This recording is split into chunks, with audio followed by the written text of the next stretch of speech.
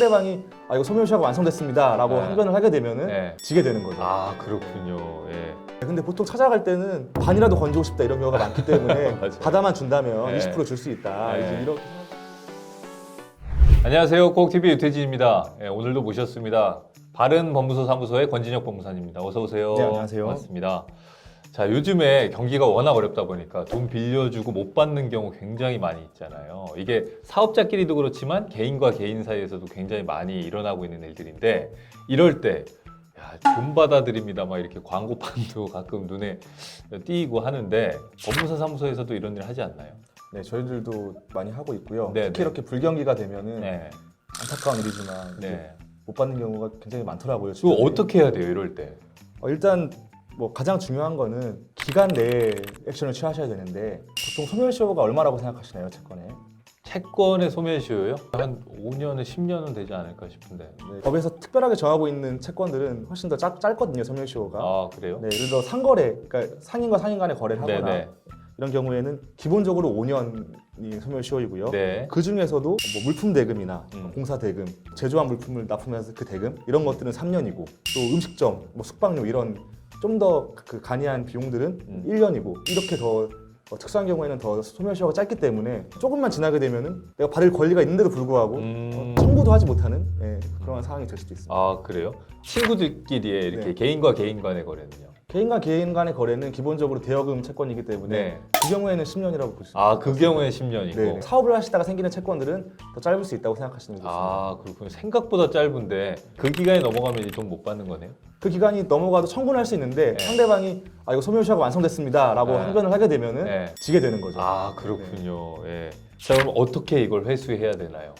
일반적으로 두 가지 방법을 보통 사용하시는데요. 일단 첫 번째로 법무사나 변호사한테 찾아가게 되면 일단 지급 명령이나 소송을 하게 되는데 특히 이렇게 명백하게 내가 받을 게 있는 경우에는 상대방은 다툴 게 없잖아요. 돈을 못 주고 있을 뿐이지 그걸 내가 뭐 줄 게 없다라고 다툴 것 같지 않다라고 보이는 경우에는 지급 명령 제도를 더 많이 활용하십니다. 지급 명령 네. 제도의 장점은 소송을 한 번 들어가게 되면은 뭐 빨라도 4개월에서 6개월은 걸리게 되는데 네. 지급 명령은 법원에서 상대방한테 송달이 되고 상대방이 2주 이내에 이의 신청을 하지 않으면은 그대로 확정이 되고 그걸 집행을 할 수가 있기 때문에 가능하고요. 네. 또 인지나 송달료도 특히 인지 같은 경우에는 소송이 10분의 1밖에 들지가 않아요. 아 네. 경제적으로도 좋기 때문에 많이 활용을 하십니다. 그래서 그렇게 내가 어떤 집행 권한이라고 하는데 판결이나 지급 명령을 받게 되면 그걸 가지고 상대방의 재산에 이제 압류를 하거나 뭐 계좌를 잡거나 이런 식으로 추심을 하게 되는 거죠. 아 그렇군요. 지급 명령에 들어간 법무사 비용이나 또 압류 추심에 들어가는 법무사 비용이나 거기에 들어간 공과금이나 이런 것들로 다 같이 결정이라고 청구를 할 수 있기 때문에 네네. 내가 지급 명령을 받아가지고 상대방 통장을 압류했는데 거기 돈이 있었으면 네네. 모든 비용을 다 거기서 다 최소화할 수 있는 또 그런 네. 장점이 있습니다. 네. 그러면 신용정보 회사에 맡기는 방법은요? 네, 그것도 많이 사용하시는데요. 네. 일단 신용정보회사의 구조는 신용정보회사에서 이제 수임을 하게 되면 나중에 내가 받게 되는 돈에 회수하게 되는 돈이 뭐 20%, 네. 뭐 30% 이렇게 신용정보회사에서 수수료를 가져가고 나머지를 주게 되는 방식입니다. 이거의 장점은 신용정보회사에서는 실제적인 액션을 좀 해준다는 거예요. 네네. 예를 들어서 전화를 걸어가지고 압박을 한다든지 네. 편지를 쓴다든지 낮에 찾아가서 이제 문을 두드리고 방문한다든지 이런 것들이 있기 때문에 네. 특히 가족과 같이 사는 경우에는 네. 이제 그분이 굉장히 압박을 받아서 네. 돈이 없더라도 어떻게 구해서 주는 경우도 있고요. 네. 다만 이제 조금 단점이라고 하면 이제 거기서도 법적으로 뭔가 절차를 할 때는 또 별도로 또 법무사 비용이나 비용이 발생을 하는 게 있고요. 네. 일단 내가 약정을 해놨기 때문에 거기서 시작을 했는데 내가 개인적으로 채무자한테 찾아가 돈을 받았어요. 네. 근데 그런 경우에도 이미 약정한 상태에서 받은 거기 때문에 수수료를 또 20%를 떼줘야 되고 이제 이런 좀 억울하다고 느낄 수 있는 또 그런 상황이 생길 수 있습니다. 아 그렇군요. 그러니까 일단 의뢰는 했는데 순순히 돌려줬을 경우에 네, 말씀하시는 맞습니다. 거죠. 예, 일단 의뢰는 해놓은 거니까. 네. 네. 근데 20% 30%면 약간 사람 마음이 또 바뀔 수도 있을 것 같은데 굉장히 크다고 생각할 수도 있을 것 같아요. 네, 근데 보통 찾아갈 때는 반이라도 건지고 싶다 이런 경우가 많기 때문에 맞아요. 받아만 준다면 네. 20% 줄 수 있다. 네. 이제 이렇게 생각하시기 때문에 일단은 네. 맡기시는 경우가 많이 있으신 거죠. 계좌나 혹은 자동차라든지 집이 있으면 당연히 집 이런 것들 다 해당되는 거죠. 추심 대상으로. 근데 상대방이 갖고 있는 모든 권리는 다 해당이 되는데요. 네. 일반적으로 제일 많이 하는 것 중에 하나가 계좌를 압류하는 게 있고요. 또 사업자인 경우에는 카드 매출을 압류하면은 또 되게 효과적인 카드 매출도 네, 있군요. 또 보증금이 있을 수 있습니다. 아, 네, 네네네. 보증금을 그러네요. 압류하게 될 수가 있고 네. 말씀하셨듯이 부동산이나 자동차 같은 실물이 있으면 더 네. 좋겠죠. 아, 네네. 네, 그렇게 해서 모든 재산을 압류할 수 있는데 네. 이제 이 부분에 주의하실 점은 내가 법인하고 거래를 했는데 그 법인이 사실상 이분 개인 사업자나 마찬가지인 네네네. 법인이라고 하더라도 네.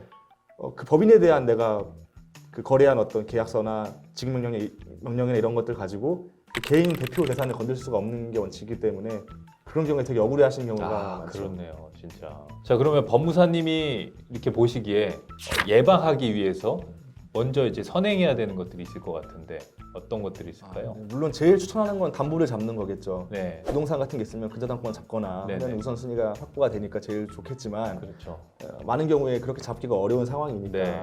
일단 공증을 받으시는 게 좋은 경우가 많습니다. 근데 차용증만 쓰거나 어떤 약정을 했을 때는 나중에 이 사람이 안 주게 되면 그걸 가지고 직임명령이나 소송 절차를 한번 거쳐야지만 비로소 뭐 압류를 할 수가 있게 되는 거거든요. 네네. 많은 분들이 헷갈리시는 게 네. 차용증이나 이제 약정한 내용을 갖고 가서 공증을 받아 오시거든요. 네네네. 그럼 이제 그걸로 바로 집행이 되시는 줄 아는 경우가 있어요. 네네. 근데 그걸로는 바로 집행이 되는 게 아니라 네. 그건 단순히 이 사람이 와가지고 여기 사인을 했다, 네. 확인했다 공증인 이런 아, 거에 그 대한 정도만 되는 거군요. 확인을 해주는 증거로서의 효력을 더 강화시켜주는 것에 불과하기 때문에 네. 내가 바로 요걸 소송을 생략할 수 있는 집행력이 있는 공증을 받아야겠다라고 하실 때는 금전소비대차 공증이나 네. 약소금 공정증서 같이 네. 집행력을 부여되는 특별한 공증들이 따로 있습니다. 네네. 조금 더 비용은 비싸지만 네. 그런 걸 받아 놓으시면은 나중에 상대방이 어떤 돈을 안 갚거나 했을 때 바로 재산이 집행할 수 있기 때문에 상대방 훨씬 압박이 됐습니다. 그럼 법무사 사무실 가가지고 이 얘기를 하면 되는 건가요? 일단은 공정서를 받아 놓으시면 네. 그 뒤에 돈을 안 갚는다고 오시면 저희가 바로 집행을 할 수가 있는 거죠. 네네. 혹시 뭐 그분 계좌 어디 주거래 은행인지 아시나요? 아니면 뭐가 재산인지 아시나요? 물어봐가지고 네. 적정한 좀 재산에다가 압류를 들어가 볼 수가 있는 건데 네. 그게 없이 그냥 공증을 받았지만 네. 차용증 공증 받아 왔습니다라고 그렇죠, 하면 그렇죠. 이거 소송하셔야 됩니다. 아, 증명령 공증도 해봅시다. 어떤 공증을 받았느냐 이것도 되게 중요하네요. 네, 맞습니다. 아, 그렇군요. 그러니까 처음부터 법무사님한테 대응을 맡기면 참 좋은데 직접 와가지고 이제 그런 것들을 진행하려다 보면 헷갈릴 수도 네, 있겠네요. 그 돈을 빌려줄 때부터 약간 자문을 구하셔서 그래야겠네요. 네, 하시는 게 진짜. 좀 더 안전할 것 같습니다. 아, 근데 사실 개인과 그 개인 거래에서는 정없이 막 그렇게 하기가 쉽지가 않잖아요. 그래서 네, 맞습니다. 예, 뭐 금액이 천차만별일 것 같은데 그런 경험이 좀 있으신가요? 어떤 분들이 이제 굉장히 소액이셔도 네. 소송부터 하시는 경우도 있어요. 예. 일반적으로 그런 경우는 감정적으로 예. 내가 정말 억울하다, 난 당했다 이렇게 그렇죠, 생각하시는 그렇죠. 분들이 이제 배신감에 하시는 하시는 경우가 분들도 있고 계시고, 예. 막 사기죄로도 고소하세요. 네. 이게. 근데 사기죄로는 그 빌려준 게 거의 성립이 안 되죠. 되기가 쉽지 않기 때문에 네. 민사로 가시는데 네. 물론 이제 상대방이 나중에 재산이 있으면 소송에 든 비용까지도 일부 받을 수가 있겠지만 네. 그걸 집행까지 가가지고 하는데 들어가는 비용과 시간과 노력이 너무 많기 때문에 거의 포기를 하는 경우가 더 많으시죠. 굉장히 소액인 경우에는. 네. 하지만 조금이라도 되시는 경우에는 액션을 해보시고 왜냐면 소송을 안 가더라도 아까 말씀드린 직임명령 같은 제도는 이제 간이하고 비용도 많이 들지 않기 때문에 네. 그런 제도를 활용해 보시고 또 그런 것들을 하나 받아 놓으시면 아까 1년짜리 소멸시효인 채권도 10년으로 연장이 됩니다. 그렇기 때문에 그리고 지금 같은 경우에는 지연 손해금이 1년에 12%가 붙어요. 네네네. 이자가 굉장히 센 이자가 붙기 때문에 아, 그 이자까지 같이 청구할 그렇죠. 수가 예, 있네요. 직임명령을 받아 놓고 일단 가만히 있다가 한 5년쯤 있다가 상대방이 잊고 살았겠죠. 네네. 상대방 계좌 같은 데 압류를 걸어보는 거예요. 돈이 있을 수 있으니까. 네네. 그럼 그때까지 이자도 굉장히 많이 붙었고 네네. 원금도 있으니까 네. 그럼 또 효율적인 또 세수가 될 수도 있는 거죠. 아, 소멸시효에 대해서 좀 알아야 될 거고 공증받는 예방도 좀 해야 될 것 같고 알겠습니다. 오늘 좋은 말씀 감사합니다. 많은 분들 관심 있으실 것 같아요. 네, 다행입니다. 네네. 이런 부분도 이제 의뢰를 드리면 좀 도와주실 수 있으신 거죠? 네, 법무사들이 사실 그 소송보다는 집행 쪽에 더 강점을 갖고 있기 때문에 네. 특히 못 받는 돈의 경우에 이제 네. 회수까지 많이 도와드리고 있고요. 그리고 네. 아까 신호정보회사 같은 경우에는 수수료가 굉장히 비싸지만 네. 저희는 그냥 건건이 네. 그 각각 집행마다 비용을 받고 아. 도와드리고 또 그 비용도 같이 청구가 되기 때문에 네네네. 사실상 좀 합리적인 가격에 부담 없이 진행할 수 있는 부분이 있습니다. 알겠습니다. 저도 한번 의뢰 드릴게요. 못 받으신 게 있습니다. 네, 알겠습니다. 네, 오늘 말씀 감사합니다. 네, 감사합니다. 네네.